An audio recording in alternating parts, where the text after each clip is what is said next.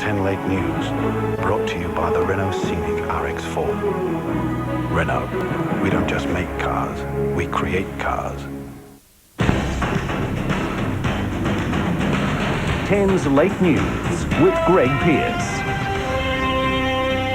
Tonight, legal wrangling over the illegal immigrants at Christmas Island. A court forbids their removal. Questions over why entertainer Shirley Strawn was allowed to fly solo in bad weather. And more surprises at the inquest into the death of mining magnate Lang Hancock. Good evening. First dramatic developments in the refugee crisis. The federal court in Melbourne granting an injunction to stop the government removing the boat from Australian territorial waters. Acting on behalf of a civil liberties group, the lawyers went to the federal court because of fears the government was trying to remove the tamper.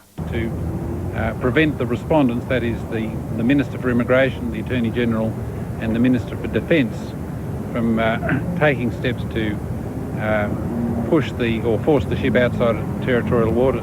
It wants the asylum seekers to be able to apply for refugee status, fearing for the welfare of those on board. Lawyer Eric Vidalis has also taken action against the Commonwealth. Mr Howard and his cowboy, Mr Ruddick, pretty bad. I think it's pretty bad. I think they have no human feelings, really. The Liberty Victoria group alleges it has tried to make contact with the refugees, but the captain hasn't cooperated. The order that we seek when we come on for a further hearing next week would be a writ of habeas corpus, and that is, we're saying that the refugees are being held against their will and unlawfully on the ship. Counsel for Liberty Victoria rose to tell the court the refugees are on a boat in the tropics with no legal help. It says all refugees have the fundamental right to apply for a protection visa under the Migration Act. The injunction will remain in force